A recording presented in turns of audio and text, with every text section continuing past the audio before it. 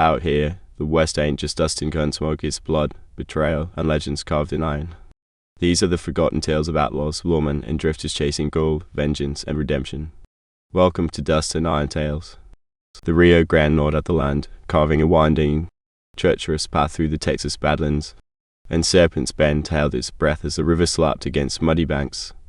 Elias the Ferryman Vance stood beneath the rusted canopy of lumber, eyes fed by sunset gold and the stubborn firelight of his single camp stove. Limper, the three-legged coyote, watched from a patch of bare earth, ears twitching to every ripple in the current and every footstep that came near. Ferryman's rules were etched in the seams of his weather-beaten coat. No weapon wielders, no passenger carried twice in the same month if traveling in the same direction. Cora the vulture, me and her band rode in like a storm, their horses snorting steam and their shadows riding ahead of them across the dust. She dismounted, her hat tipped low, eyes flashing like flint as she scanned the ramshackle ferry and the old man who tended it. "We need passage tonight," she said, voice sharpened to a knife edge, "and we'll pay double or more if it suits you." Elias tipped his hat, the sun catching the silver in his hair, and coolly pitched the simplest denial. "My ferry don't run after sundown, vulture, and it don't carry armed folk." Limper growled low under the ramp, a sound like gravel grinding under a cartwheel, and the horses stamped, a nervous tattoo on the riverbank. Cora's men shifted, fingers tasting the irony of the wind, and steadied themselves as Elias brushed past them, reaching for a hidden latch that fed a secret sigh into the river. It was a thud and a sigh of old timber. The ferry lurched and began to pull back to Elias's bank, leaving a widening chasm of current between the crossing planks. "You can swim, vulture," Elias called, voice even as the river, "but the fish are hungry and the current will drag you down where the sun don't shine." The outlaw queens, jaws set, eyes narrowing to a glint as she stared across at the remaining ferry ride she couldn't claim by force. At night, Serpent's Bend breathed, firelight from distant camps wavered on the water, and Limper's breath fogged in the chill. Elias settled by a small campfire, the flames licking sausage skin shadows along his withered face. Limper curling near the heat as if it were a warm rock. The payroll wagon would be crossing at dawn, according to the rumor that rode the river with the morning mist, and Cora's patience stretched like a bowstring. The river kept time with a patient rhythm, and Elias kept count on his knotted rope, every twist in memory of ferries past and heels broken under the same stars. A plan formed in Cora's gang, a brutal whisper of tempo and precision, but the vulture's own edges dulled when she thought of the old man and the coyote with the soft green eyes. Limper lifted his muzzle and whined once, as if sensing a deeper plan beneath the plan, and Elias added one more log to the fire, watching the sparks rise and vanish like questions. When dawn finally smeared pink across the river, the last ferry would be tested not by hunger, agreed, but by a choice whether to break a code that kept serpents then from swallowing them all. Dawn spilled pink along Serpent's Bend, and the Rio Grande woke with a tremor in his throat. Elias the ferryman watched from his weather-gnawed shack, Limper at his heel, eyes narrow but awake as two chips of emerald. A rider from Cora Mie's gang trotted to the bank, lips tight, and slid a wax-sealed envelope across the rails. The note claimed the San Angelo payroll wagon would cross at first light and offered twice Elias' usual toll if he ferried them without exposing the passengers. Elias set the envelope on his knee, then looked up at Cora on her painted pinto, her gunboat gleaming. "You've got a plan," he said, not a question, just a statement of whether to come. "And you've still got a rule," Cora answered, stepping halfway to the water. "No weapons on my crossing, and no crossing twice in a month." Limper crouched, eyes bright, as if listening to a language only the river spoke. Elias shrugged, then pointed to the current. "Crossing is sincere sport. It is a trust," he said, and he refused. The vulture smile twitched into something close to a smile that wasn't a smile at all. "We'll all paint stories then," she offered, pulling a hollow coin from beneath her belt. The coin gleamed like a new moon, and wasn't worth the breath it took to speak it, but it brought a moment of silence. As night thinned into dawn, the river edge grew crowded with silhouettes, horses, rope, canvas, and the constant rustle of the wind and mesquite. The payroll wagon rolled into view, guards in plain clothes, faces pale with the weight of a job not yet begun. Elias stood, not moving, and raised a hand toward the water as if cupping the river pulse, listening to something beyond the sound of oiled wheels. "No guns on the boat," he finally said, and his voice carried with it a sort of withered mercy that came from years of standing between drowning days. Cora met his gaze squarely, then loosened the holster strap in an act that felt like a line in the sand being drawn and crossed at the same moment. Limper rose to his full, strange height, sniffed the air, and gave a single sharp buck that cut the dawn's white into shards. The wind shifted, and Elias moved, not to hurry the boat, but to coax a safer path through the bend, guiding the horses, guiding the minds of men toward restraint.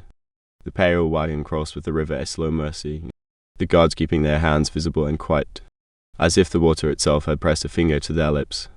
When the wagon was safely on the far bank and the first pale light crept away from the horizon, Cora looked at Elias and whispered, "Maybe the river did keep us all safe tonight," and Elias nodded once. Not a concession, but an acknowledgement that sometimes crossing is less about getting to the other side than about choosing who you are while you're in the middle. Dawn pried the night from Serpent's Bend and poured pale gold over the Rio Grande. Elias stood by the ramp, Limper pressed tight against his boot, listening to the river's slow sighs. On the far bank, the pale wagon lay as the memory of last night, the guards, counting coins and glancing at the water. Cora's vow of retreat weighed heavy in the air, pressed down by the morning breeze. She wanted to strike again, but the ferryman's rules clung to the day like a second skin. Elias looked to Limper, who blinked once and settled back, as if to say he would guard the moment. A hawk wheeled above Serpent's Bend, and the river's surface jittered as if someone brushed its skin.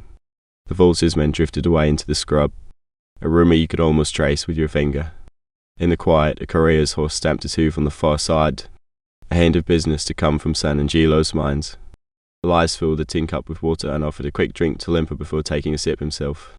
He studied the river as if it were a ledger, balancing debts and favours with patient arithmetic. The note in his pocket grew warm whenever the memory of the vulture's gaze drifted over his shoulder. He knew the next crossing would come with words, not steel words that could bend his rules without breaking them. Limper rose on hind legs, sniffing the air toward the east bank, where a lone rider approached her with wary eyes. The rider carried the simple request to stage a quiet exchange of something valuable or won. Map if Elias would ferry a man with no weapon in hand. Elias shook his head, the edges of his mouth turning down in a line, and spoke softly to Limper. "Not tonight." The rider faded back into the brush, leaving the sense that every choice is a crossing, even when no river is between you.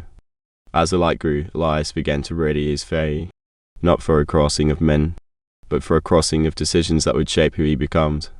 Cora turned away, the glint of gold still in her pocket, knowing she would someday kiss that metal goodbye or lend it to a friend.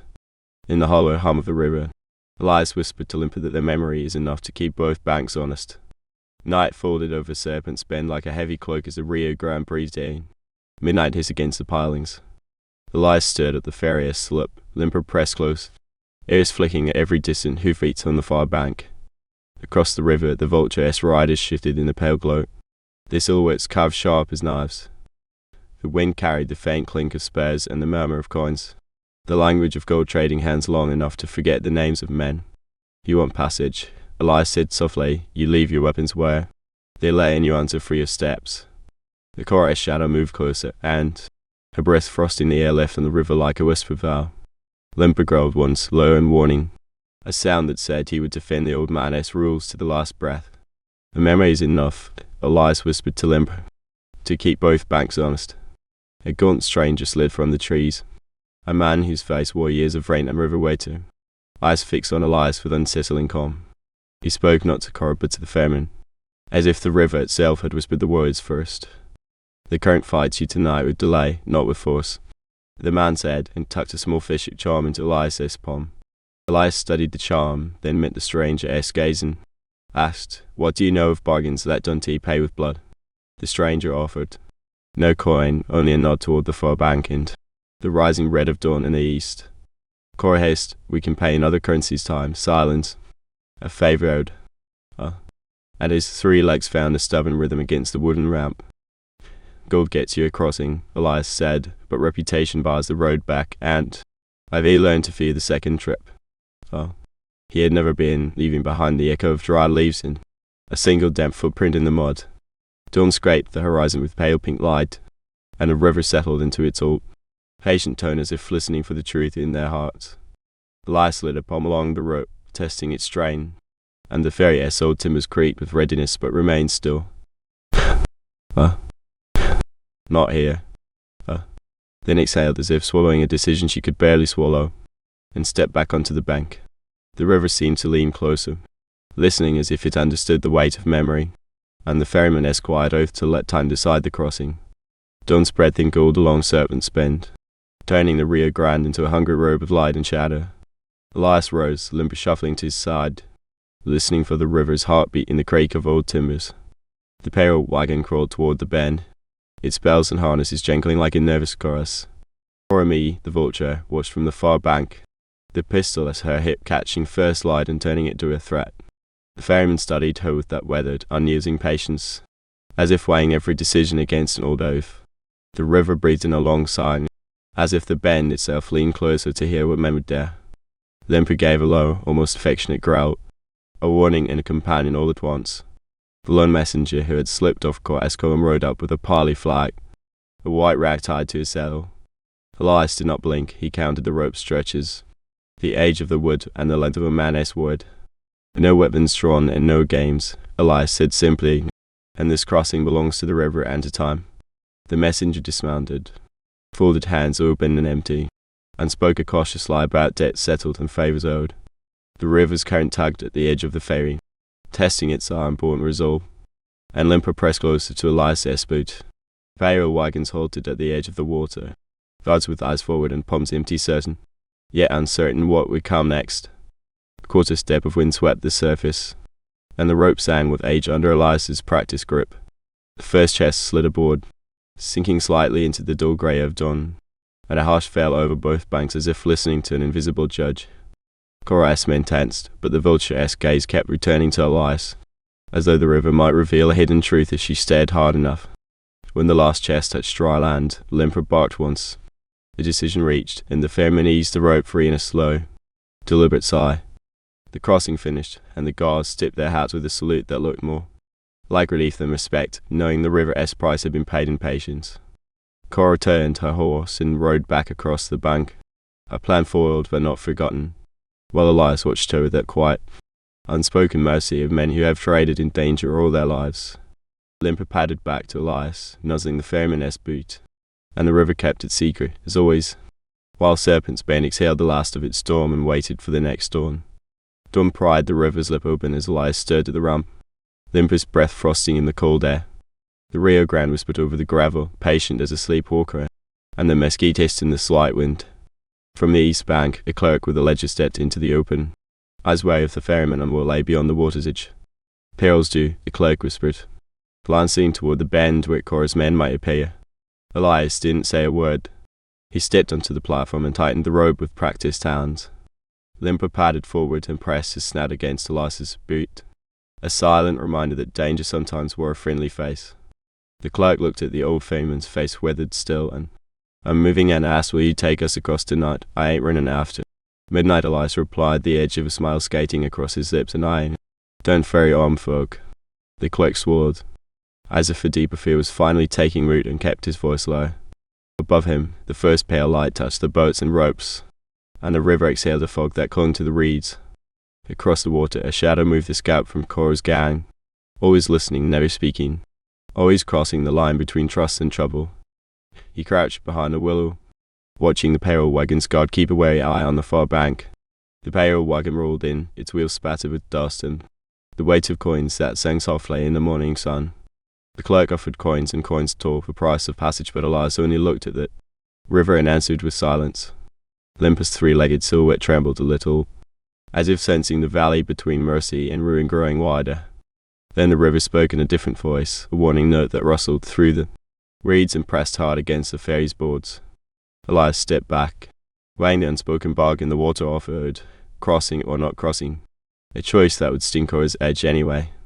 He reached for the rope, not to pull the ferry toward the payroll, but to let the current choose whether to push it toward the opposite shore. The clerk watched as the ferry drifted in its own slow rhythm, and the scout tensed, sure that the moment was slipping away. By the time the sun climbed higher, the river held its breath again, and Serpent's band waited for Elias's next move, one man with a roll against violence, facing a gang that could outwait any storm. Dawn spilled pale gold along Serpent's bend, painting the Rio Grande with a slow, merciless light. Elias stirred the fire and schooled his face into the blank, almost kindly mask that unnerved men more than anger ever did. Limper, three-legged but all nerve and tooth, watched the far bank where Coramia's riders waited like a spear of ink. A courier rode up, tossing a folded note that hissed as it landed among the ash. Grilling like a burnt leaf, Cora herself rode forward in a glide of leather, dismounting with a practiced calm, chin lifted and eyes sharp. "Ferryman," she called, "we want passage tonight, and we'll pay double if you take us across without trouble." Replied rules first. There are no weapons in the ferry, and no crossing the same manner in same direction within a month. Wary whine as if warning the water not to pick sides in the matter. The river breathed with patient strength, its current threading between eddies like a living argument. The vulture SMV offered a bag of coins and a trinket carved from a serpent S. Tooth, a token that suggested debt bought or repaid. "Proof that you mean business without violence," the envoy said, eyes flicking between Elias and the payroll guards on the far bank. Elias neither pocketed the coin nor touched the token, only nodded toward the taut rope and the scarred timber of the ferry. "We'll cross when the river dictates," he said softly, "not when your gun tells it to." The vulture's patience had teeth, but the river had history and Elias knew it. A cold wind rose, pushing dust into their eyes and lifting the water into a pale grey mist. Elias gave Limber a quiet nod, and the three-legged hand fixed his gaze on the payroll wagon's patrol horse as if listening for a distant signal. Then, as if answering some unspoken cue, the rope tautened, the ferry groaned, and the current began to tilt the crossing toward Elias' shore. The payroll wagon slid outward across the river, splashing through shallow ripples while the gods counted their steps under the pale sky. By the time the sun climbed fully, the last line of riders vanished into the dust beyond Serpent bend, and Elias watched the far bank with the quiet certainty that the river had kept his rule intact, though Coromie vowed to wait would haunt him for another day. Night pressed Serpent's bend like a damp cloak, and Elias fed the last ember with a patient hand. Limper, three-legged and weary, watched the river as if it were a living debt that could be called due at any hour. Across the black water, Coromie's silhouette settled, hat brim low, eyes bright with calculation. A distant thunder rolled along the canyon, and the air tasted of rain and iron. "We ain't crossing," Elias finally said, not loudly, but with enough certainty to stop a rumor in its tracks. The vulture's mouth stretched into a cold smile. "You're not the only one who keeps rules, Ferryman," Limper growled, low and meaningfully, and Elias laid a hand on the dog's head. They touched a pledge. From the trees, a scout emerged with the quiet step of a hunt, eyes flicking between Elias and Cora like a compass needle. "We can wait you out," the scout whispered, sounding almost reasonable. "Not tonight," Elias replied, and the river answered with a sigh that rattled the ferryman's heart. Cora stepped nearer the water, and the spray crowned her brow with salt, a look of patient fury on her face. She offered the old man a purse full of coins and the promise of a future favor if he would bend his own law just this once.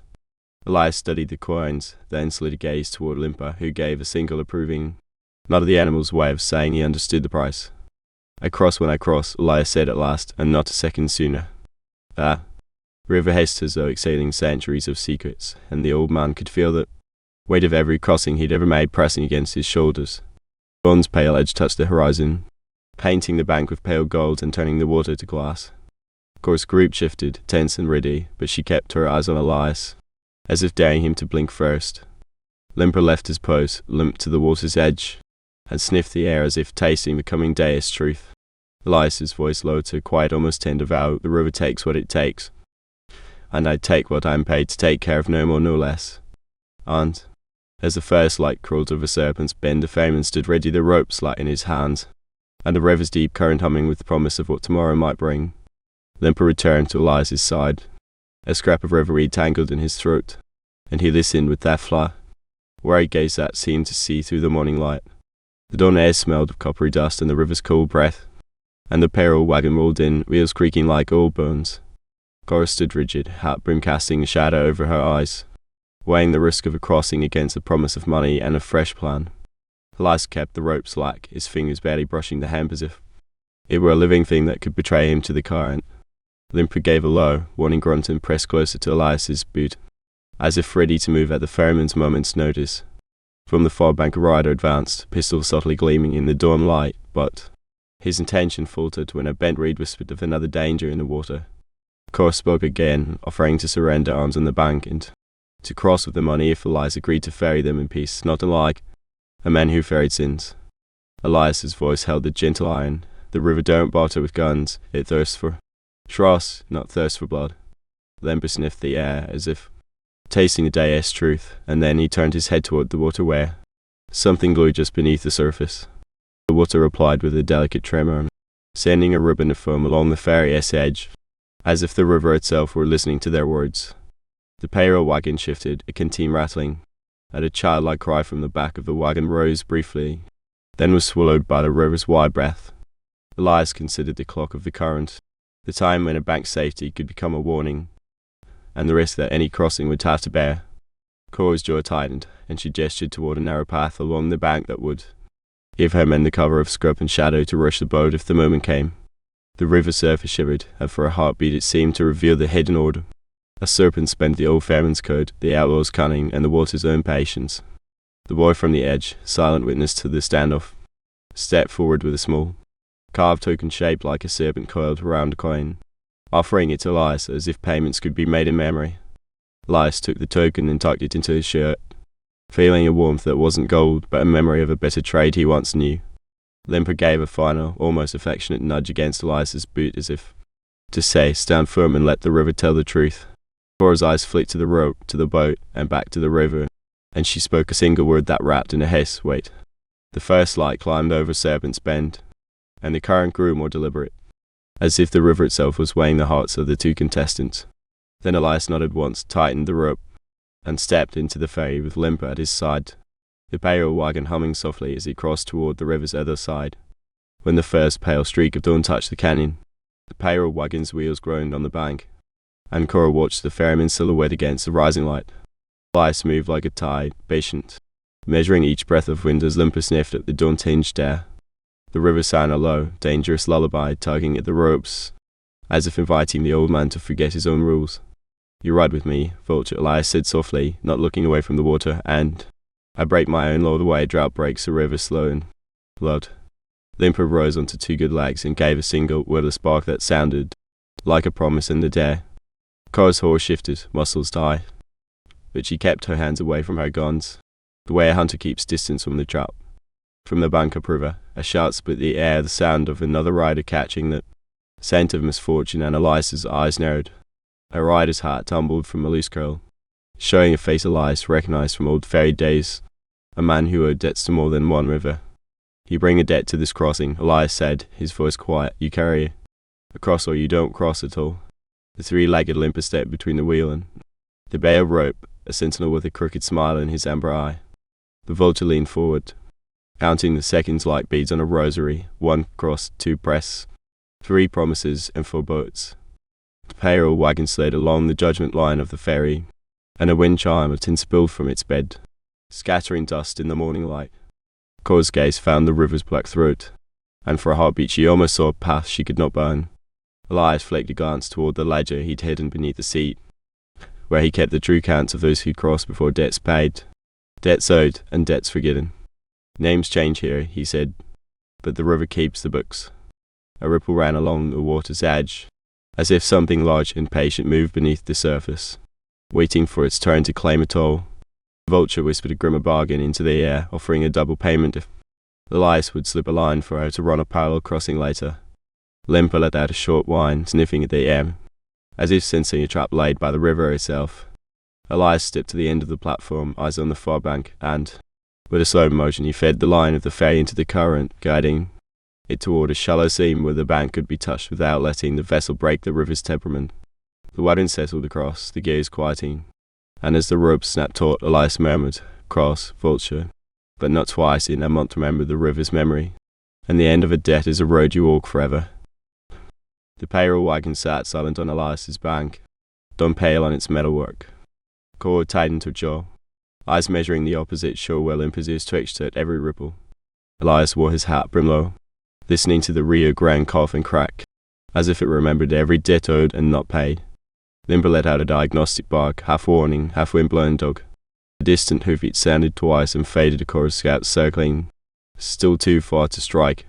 Not today, Elias murmured to Limper. The river's memory ain't done with them yet. A sudden gust flung a thread of smoke from his fire, sketching a ghost on the far bank, a man in a white scarf, moving with slow caution. The figure paused, then melted into reeds. Someone was watching, waiting for a slip. Cora, beneath her hat, rode toward a sheltered ravine where Serpent's bend narrows, hunting for angles rather than open confrontation. Vulture's lips twisted. "Next time, Ferryman," she whispered, "you'll be the one crossing your memory." Limper padded to the round's edge, nose wavering in the river's breath. He was listening to currents that kept secrets. A glint surfaced in the water, a half-buried coin stamped with a sunburst that matched the mark on Cora's satchel. Elias pocketed the coin like a pledge from the river, a debt pressed into his palm. Dawn's light thinned the fog as the pale guard approached the wagon. He unlocked the lead box, only to see a rope go drift towards him from the water. The rope caught, tapping the wheel, and the wagon less steady as Limper barked sharply. The river was straining rather than releasing. The guard steadied, eyes wide as the bank's edge. The river had dictated the terms of this crossing, and the Vulture's plan began to unravel. Elias stepped onto the ramp, voice low but iron. "The river remembers what you carry, Vulture. You cross once, the second crossing is always a debt you pay with time." There, horses stamped, the morning air smelling of soapweed and old copper, while the river's whisper threaded through the camp like a cold breath. Cora swung out of her saddle, glared at the ferryman, and rode back to tighten her men against the day's unknowns, leaving the pale to be guarded by a different kind of mercy. Limper nosed the ground once, then lay down in the shade, watching the river's slow turnover of light, knowing that Serpent's bend would remember this night long after the money had moved on. Elias watched the dawn creep along the water, the ferryman's rope creaking like an old spine. Limper stirred, eyes bright with old hunger, but he stayed quiet, as if ready to bite stern rather than a leg. A caravan of memory moved through Elias' mind, a girl with a broken toy, a man with a coin, all paid with a night of not sleeping. He stood, hand brushing the leather strap of the ferry's capstan, the metal cool and stubborn as a weathered rumor.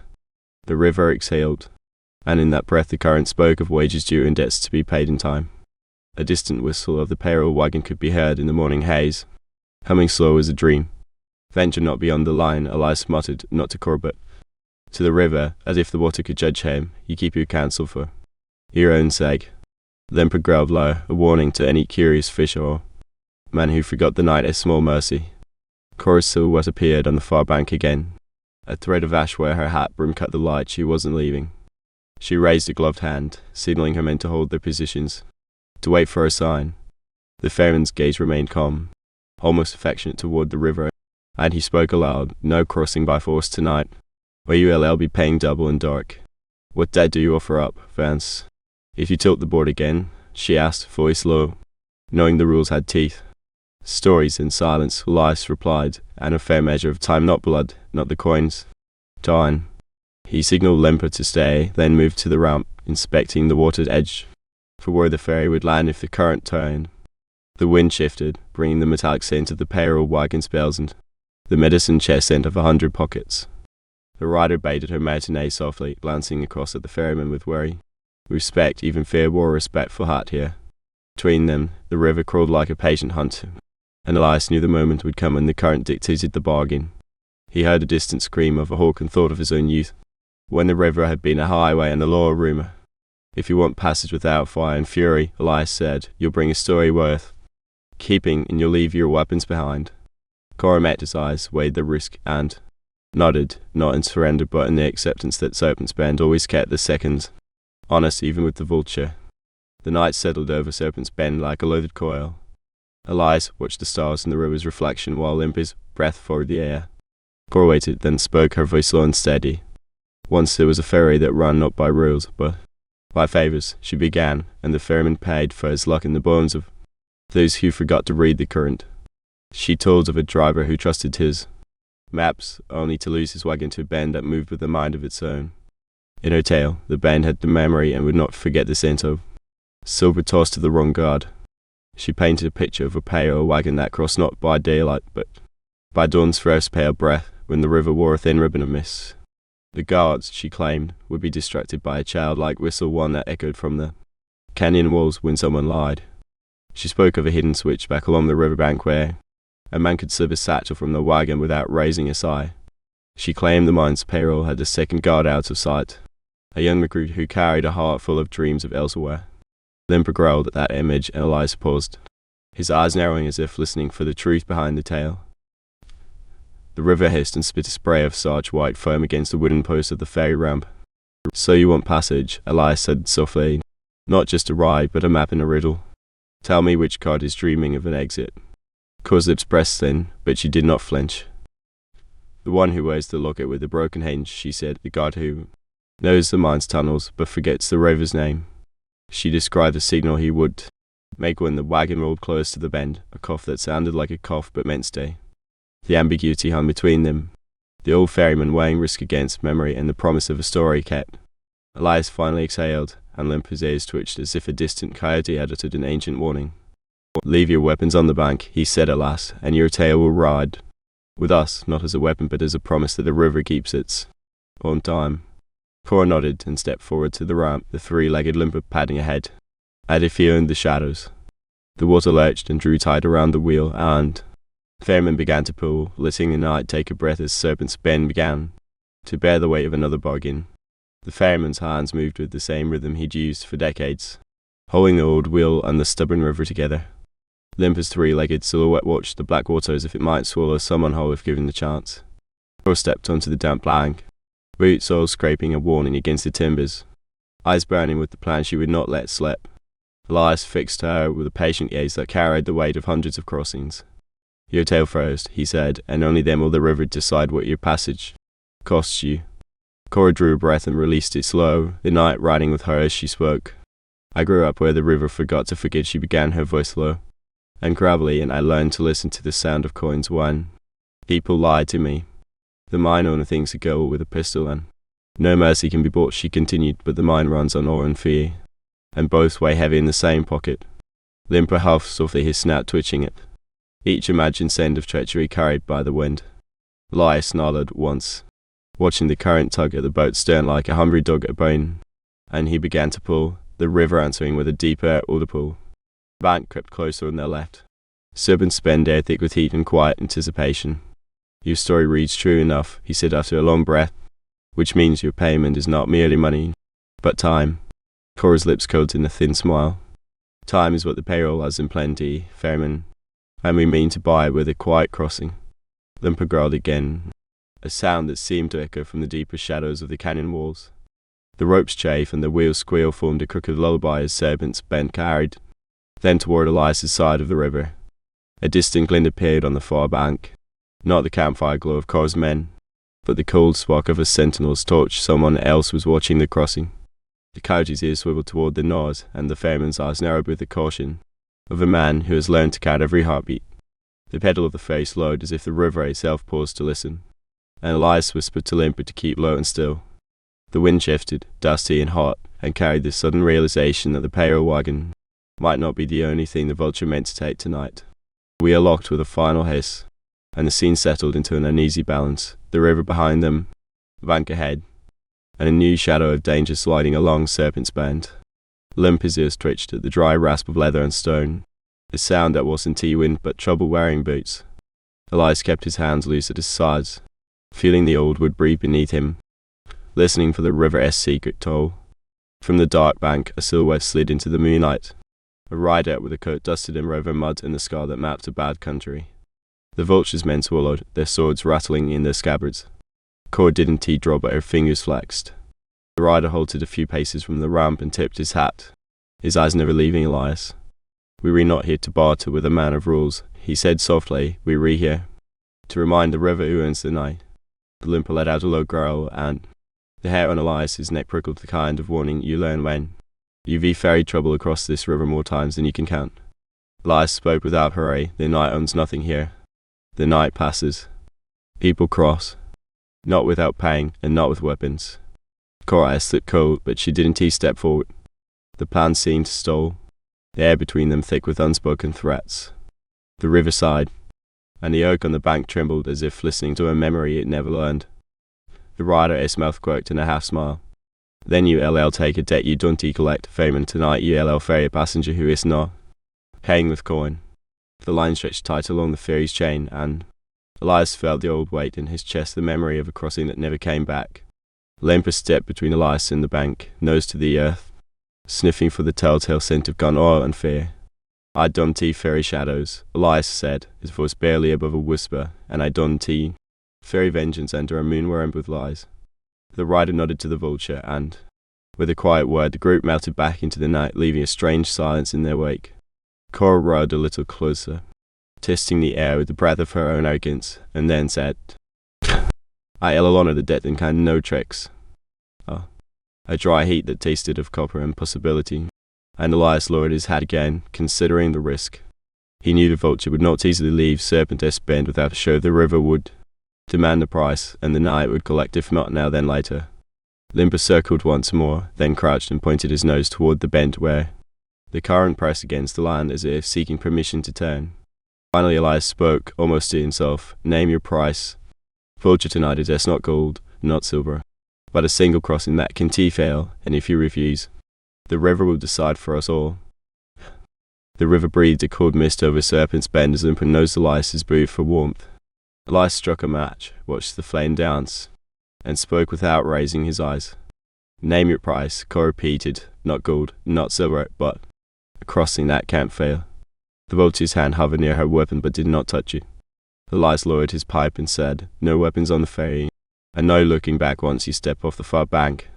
Limper gave a low woof, as if testing the fairness of a bargain with the river itself. Cora's lips twitched in a dry smile, and she nodded. Her men stirred their arms with exaggerated care. "And a debt to this river," Elias added, "for letting the two of us speak. Truth here instead of bullets." The old ferryman pressed a lever hidden under the ramp. The ferry shed a groan like a waking creature. The current surged, but the craft moved with a stubborn, almost patient grace. "If you want a crossing that won't fail," Elias said, "you will trust the river as much as you trust me." The horses snorted on shore, pulling against their riders, while the pale wagon lurched behind the dawn's pale light. Limper stood rigid, eyes on the far bank as if weighing the odds of a chase through reed and water. A gull screamed somewhere high above, and the river answered with a ripple that ran along the entire length of the craft's hull. The crossing began in a slow, deliberate pace, the water singing against the wood, the night listening.